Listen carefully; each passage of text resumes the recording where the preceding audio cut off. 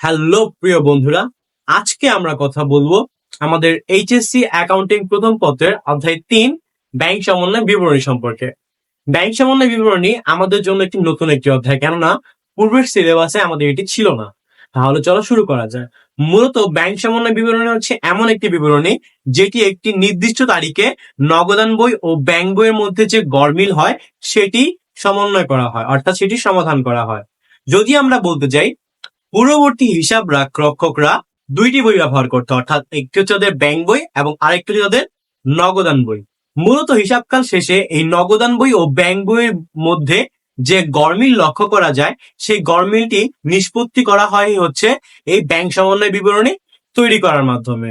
অর্থাৎ তাহলে আমরা বলতে পারি ব্যাংক সমন্বয় বিবরণী হলো এমন একটি বিবরণী যে বিবরণীর মাধ্যমে নগদান বই ও ব্যাংক বইয়ের মধ্যে গরমিলের কারণ উদ্ঘাটন করা হয়।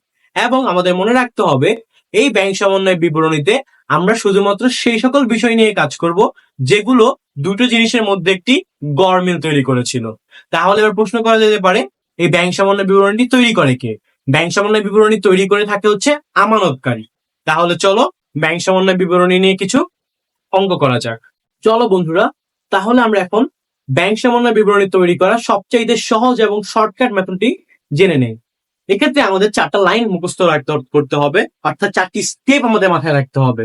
যার মধ্যে প্রথম স্টেপটি হলো মূল ঘটনাটা কি আয়না ব্যয় যোগ না বিয়োগ, আমার ঘটনাটা কি আয়না ব্যয় যোগ না বিয়োগ, ক এবং খ এর গুণফল কি, মূল বই আমার বই সেম হলে ফলাফল উঠে যাবে।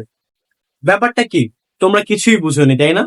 হ্যাঁ, তাহলে চলো আমরা জিনিসটা একটু এক্সপ্লেইন করি। মূলত এখানে ব্যাংক সমন্বয় বিবরণীতে দুটো জিনিস থাকবে, একটা হচ্ছে মূল ঘটনা, একটা হচ্ছে আমার ঘটনা। যেমন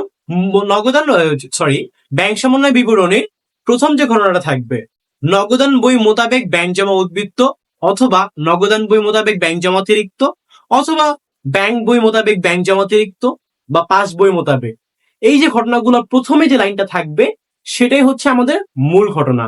আর এরপর জমাকৃত চেক, ইস্যুকৃত চেক, ব্যাংক কর্তৃক আদায়, পাওনাদারকে পরিশোধ, দেনাদার থেকে প্রাপ্ত, এই যে ঘটনাগুলো থাকবে সেগুলো হচ্ছে আমার ঘটনা। অর্থাৎ এই মূল ঘটনার সাথে আমার ঘটনার তুলনা করেই আমরা ব্যাংক সমন্বয় বিবরণীটি তৈরি করব। ক্লিয়ার? আর ব্যাংক সমন্বয় বিবরণীর যে ঘরটা আমরা আঁকবো সেখানে এক অংশ থাকবে, উপরে থাকবে যোগ এবং নিচে থাকবে বিয়োগ। সো এইভাবে আমরা ব্যাংক সমন্বয় বিবরণীটি তৈরি করব। তাহলে আমরা চলো এই 4টা লাইন সম্পর্কে আগে এক্সপ্লেইন করি, 4টা লাইন সম্পর্কে আমরা বুঝি। মূলত আমরা এখানে আমাদের যে মূল ঘটনা থাকবে সেটা বুঝতে পারছি, সেটা সবার একটা প্রশ্নের সবার উপরে থাকবে মূল ঘটনা, এবং আমার ঘটনা হচ্ছে তার নিচে যে ঘটনাগুলো থাকবে সেগুলো হচ্ছে আমার ঘটনা। তাহলে চলো এখন শুরু করি। সো এই ক্ষেত্রে মূল ঘটনাটা কি আয়না ব্যয়, অর্থাৎ আমাদেরকে প্রথমে আইডেন্টিফাই করতে হবে যে আমাদের যে মূল ঘটনাটা আছে সেটা দ্বারা কোনো কারণে কি আমাদের টাকা বাড়তেছে নাকি কমতেছে, এই জিনিসটাকে আইডেন্টিফাই করতে হবে। অর্থাৎ বাড়লে হচ্ছে আমাদের জন্য আয়, অর্থাৎ যোগ, এবং যদি কমে তবে হচ্ছে বিয়োগ। জিনিসটা কেমন? যদি থাকে মূল ঘটনা যে ব্যাংক বই মোতাবেক ব্যাংক উদ্বৃত্ত, তাহলে আমরা একটা কথা বলো, ব্যাংক উদ্বৃত্ত দ্বারা ব্যাংকের অর্থ যেটা থাকবে সেটা কি বাড়া বুঝায় না কমা বুঝায়, অর্থাৎ বৃদ্ধি বুঝায় নাকি হ্রাস বুঝায়? উদ্বৃত্ত দ্বারা সবসময় বৃদ্ধি বুঝায়। তাহলে এই জিনিসটা আমাদের জন্য ওয়ান কাইন্ড অফ আয়ের কাজ করবে, অর্থাৎ আমাদের মূল ঘটনাগত হবে কি যোগ। আবার যদি বলি ব্যাংক জমাতিরিক্ত, অর্থাৎ নগদান বই মোতাবেক ব্যাংক জমাতিরিক্ত যদি থাকে, ব্যাংক জমাতিরিক্ত দ্বারা কি বোঝায়? আমাদের ব্যাংকে কোনো উদ্বৃত্ত নেই, অর্থাৎ অর্থ নেই, যে আজ সব লোন। তাহলে কি আমাদের ব্যাংকের অর্থ বৃদ্ধি বোঝায় নাকি হ্রাস বোঝায়? মোটামুটি ভাবে হ্রাসকে ইন্ডিকেট করে, তাই সে ঘটনাটা হবে মাইনাস, অর্থাৎ মূল ঘটনা তখন হবে মাইনাস। এরপর লাইনটি হচ্ছে আমার ঘটনাটা কি আয়না ব্যয় যোগ না বিয়োগ, অর্থাৎ এক্ষেত্রে আমি যে ঘটনা নিয়ে কাজ করব, যেমন আমার একটা র্যান্ডম ঘটনা, দেনাদার থেকে পাওয়া গেল 5,000 টাকা। সো এই ঘটনা দ্বারা কি হচ্ছে, আমার ব্যাংকে টাকা বাড়তেছে নাকি কমতেছে? যদি বাড়া বুঝায় তাহলে আয় বা যোগ, আর যদি বুঝায় যে পাওনাদারকে পরিশোধ করা হলো 2,000 টাকা, তাহলে কি বোঝানো হবে? ব্যাংকের টাকা হ্রাস বা মাইনাস বুঝাবে, তাহলে এই ঘটনাটা কি হবে? বিয়োগ। ক্লিয়ার? এইবার 3 নম্বর স্টেপে আমাদের কাজ করতে হবে ক এবং খ এর গুণফল, অর্থাৎ এখান থেকে যোগ না বিয়োগ বের হয়েছিল এবং এখান থেকে কি আসছিল যোগ না বিয়োগ, সেটার গুণফল।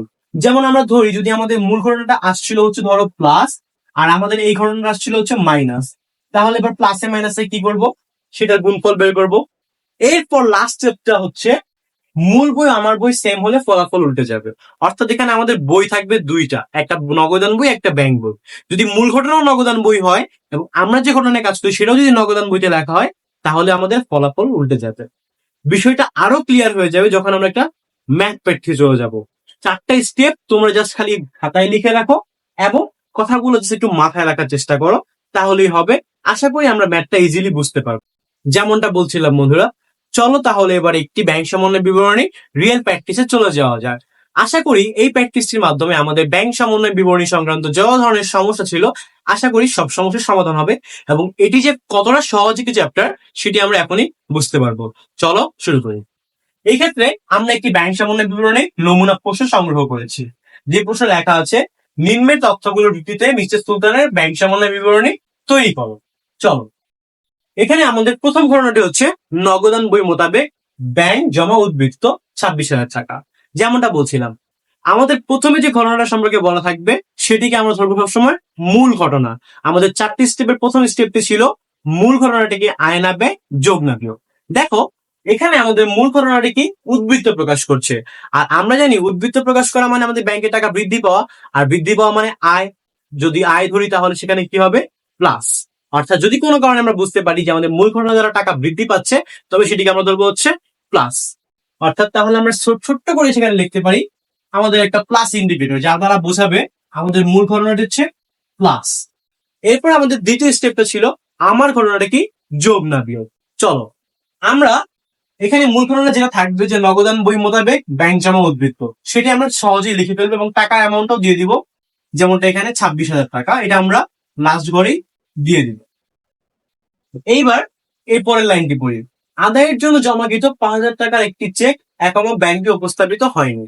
দেখো বন্ধুরা, আমাদের সেকেন্ড স্টেপে কি ছিল, আমার ঘটনাটা কি যোগ না বিয়োগ। এইখানে যতগুলো ঘটনা আছে 2, 3, 4, 5, এগুলো হচ্ছে আমার ঘটনা। আমরা এই প্রত্যেকটা ঘটনার সাথে আমাদের মূল ঘটনার তুলনা করে হয় আমরা যোগে বসাবো, না হলে হচ্ছে আমরা বিয়োগে বসাবো। আর হ্যাঁ, এটা কিন্তু হচ্ছে আমাদের ডায়াগ্রাম। আমরা এই জাস্ট এই ছকটার মাধ্যমে আমরা ব্যাংক জমানোর বিবরণী অ্যান্সার করবো পরীক্ষার খাতায়। তাহলে দেখো, আদায়ের জন্য জমাকৃত। দেখো, এখানে বেসিক্যালি একটা চেক যেটা আমি আদায় করার জন্য ব্যাংকে জমা করতেছি। তাহলে তুমি যদি ব্যাংকে কোনো চেক জমা করো, সেটা কি তোমার ব্যাংকে টাকা বাড়বে না কমবে? অবশ্যই বৃদ্ধি পাবে। আর বৃদ্ধি পাবে মানেই তোমার এটা আয় ধরা যায়, এবং আয় ধরা মানেই যোগ। অর্থাৎ আমাদের দ্বিতীয় স্টেপ যেটা ছিল আমার ঘটনাটা কি আয় না ব্যয়, অর্থাৎ তাহলে এখানে কি পেলাম, আমার ঘটনাটা কি আয়, অর্থাৎ প্লাস। এইবার আমাদের মূল ঘটনার সাথে আমাদের কম্পেয়ার করতে হবে, অর্থাৎ আমাদের মূল ঘটনা কি ছিল প্লাস, এবং আমার ঘটনা কি ছিল প্লাস। আমাদের 3 নম্বর স্টেপে ছিল ক এবং খ এর গুণফল, অর্থাৎ মূল ঘটনা ও আমার ঘটনার গুণফল। তাহলে আমরা বন্ধুরা বলতো মূল ঘটনাও প্লাস, আমার ঘটনাও প্লাস, তাহলে গুণফল কি হবে, প্লাসে প্লাসে প্লাস। তাহলে এই ঘটনাটা আমরা যোগে বসিয়ে দিব। উইচ আমাদের 4 নম্বর একটা স্টেপ ছিল আমার বই ও মূল বই সেম হলে উল্টে যাবে। অর্থাৎ আমার ঘটনাটাও একটা বইয়ে লেখা থাকবে, আর মূল ঘটনাটাও একটা বইয়ে লেখা থাকবে, এবং যদি বইটা সেম হয় তাহলে সেটা উল্টে যায়। যেমন আমরা যদি দেখি, এখানে মূল ঘটনাটা কোন বইতে লেখা হয়েছে, নগদান বই, অর্থাৎ আমাদের মূল ঘটনাটা কিন্তু নগদান বই। এইবার আমরা যে ঘটনা নিয়ে কাজ করব সেই ঘটনাটা কোথায় লেখা হয়েছে, দেখো চেকটি এখনো ব্যাংকে উপস্থাপিত হয়নি। লিসেন বন্ধুরা, এখানে আমাদের বই হচ্ছে দুইটা, একটা ব্যাংক বই, একটা নগদান বই। যদি কোনো ঘটনা ব্যাংকে লেখা হয় তাহলে সেটা নগদান বইতে হবে না, আর যদি কোনো ঘটনা নগদান বইতে লেখা হয় তবে সেটা ব্যাংকে লেখা হবে না। এখন কথা হচ্ছে, আমাদের ঘটনা যদি আমরা পড়ি, এখনো ব্যাংকে উপস্থাপিত হয় নাই। যেহেতু চেকটা এখনো ব্যাংকে উপস্থাপিত হয় নাই, তার মানে কি এটা ব্যাংকে লেখা হয়েছে? অবভিয়াসলি না। এটা কোথায় লেখা হয়েছে, নগদান বইতে। তাহলে কিন্তু আমার 4 নম্বর স্টেপটাও মিলে যাচ্ছে, কেননা এখানে আমাদের মূল ঘটনা নগদান বই, এবং এই ঘটনাটাও যেহেতু এখনো ব্যাংকে উপস্থাপিত হয় নাই, তার মানে এটা নগদান বইতে লেখা হয়েছে। আর আমরা 4 নম্বর স্টেপে পড়ছিলাম মূল ঘটনার বই ও আমার ঘটনার বই যদি সেম হয় তাহলে ফলাফল উল্টে যাবে। এখানে আমাদের ফলাফলটা কি আসছিল, প্লাসে প্লাসে প্লাস, এবং আমাদের বই এবং অর্থাৎ মূল ঘটনার বই ও আমার বই যেহেতু সেম, তাহলে এখন উল্টে এটা কোথায় বসবে, মাইনাসে বসবে। অর্থাৎ আমরা এখানে লিখবো 1 নাম্বার দিয়ে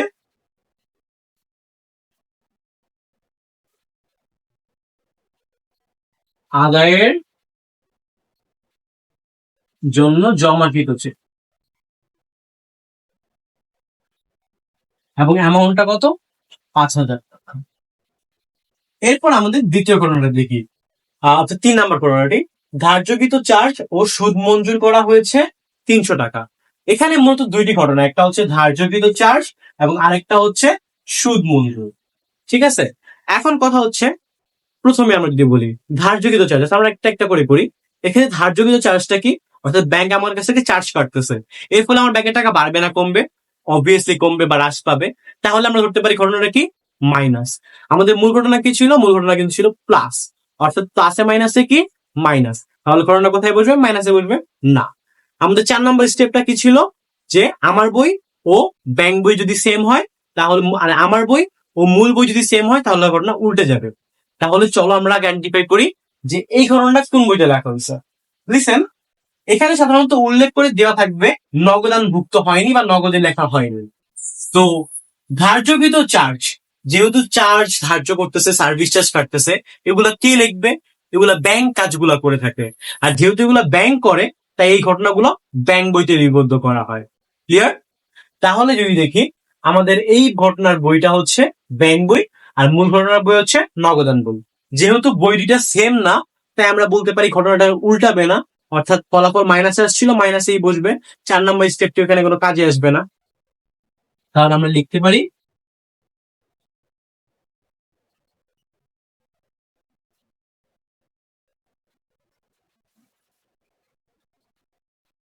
ধার্যকৃত চার্জ, এবং তারপর ছিল সুদ মঞ্জুর করা হয়েছে 300 টাকা। সুদ মঞ্জুর বলতে বোঝানো হয় ব্যাংক আমাকে সুদ প্রদান করছে। তো ব্যাংক যদি আমাকে সুদ প্রদান করে তাহলে আমার ব্যাংকের টাকা বাড়বে না কমবে? অবভিয়াসলি বাড়বে, তার মানে প্লাস। মূল ঘটনা কি ছিল, প্লাস, প্লাসে প্লাসে প্লাস, অর্থাৎ এটা যোগে বসবে। 4 নম্বর স্টেপটা মিলিয়ে দেখি আমরা। 4 নম্বর স্টেপে কি ছিল, যে মূল বই আমার বই সেম হলে উল্টে যাবে। এক্ষেত্রে সুদ মঞ্জুর করা হয়েছে, তো ব্যাংক আমাকে সুদ দিচ্ছে। এটা কোন বইতে লেখা হবে, যেহেতু ব্যাংক দিচ্ছে তার মানে এটা ব্যাংক বইতে লেখা হয়েছে।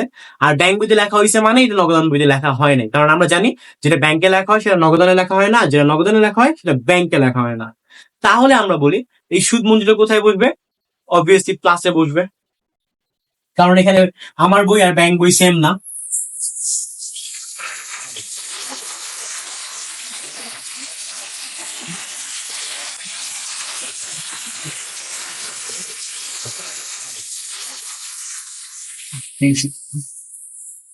এবার দেখি ইস্যুকৃত। মূলত ইস্যুকৃত বা হচ্ছে তোমার চেক কাটা হয়েছে, এই লাইনগুলো অনেকটাই সেম। এই লাইনগুলো দ্বারা বোঝানো হয় আমি আমার পাওনাদারের উদ্দেশ্যে কিছু চেক দিয়েছি।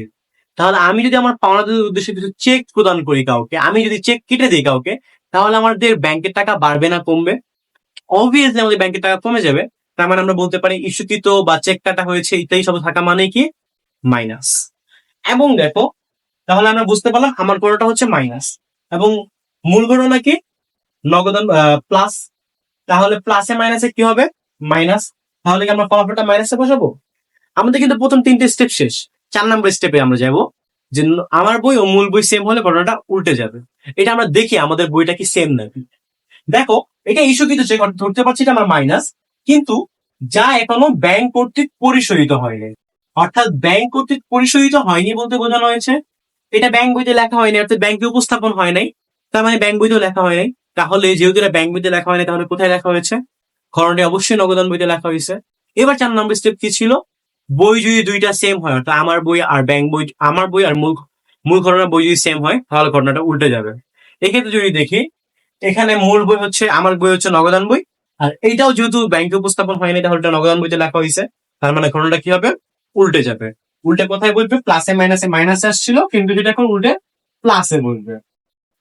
তাহলে আমরা লিখলাম ইস্যুকৃত চেক।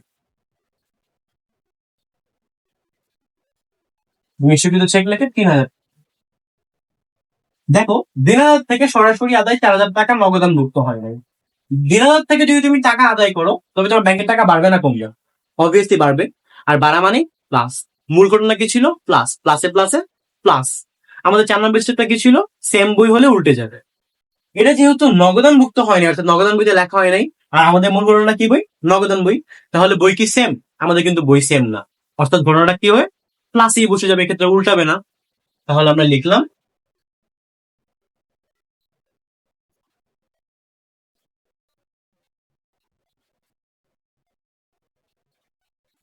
দেনাদার থেকে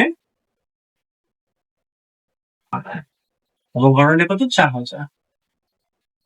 যদি আমরা যোগ করি 4,000, 3,000 আর 300 তাহলে কত হয় 7,300 এবং এই দুটা কত হবে 5,200। উল্লেখ্য এই 26,000-এর সাথে 7,300 আমরা যোগ করব, কেননা যোগের যে অংশটা আছে সেটা আমরা এটার সাথে যোগ করে দিব এবং সেখান থেকে এটা আমরা বিয়োগ করব। অর্থাৎ আমরা যদি 26,000-এর সাথে 7,300 যোগ করি তাহলে পাবো হচ্ছে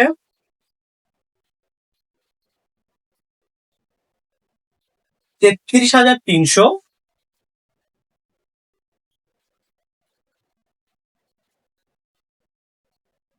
এবং এর থেকে যদি আমরা 5,200 বিয়োগ দিই তাহলে আমরা পাবো হচ্ছে 28,100।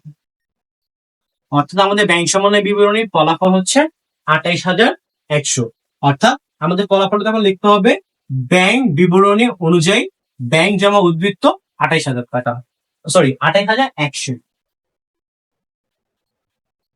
এই হচ্ছে আমাদের উত্তর। যদি ভিডিওটি ভালো লেগে থাকে তাহলে অবশ্যই সাবস্ক্রাইব করবে।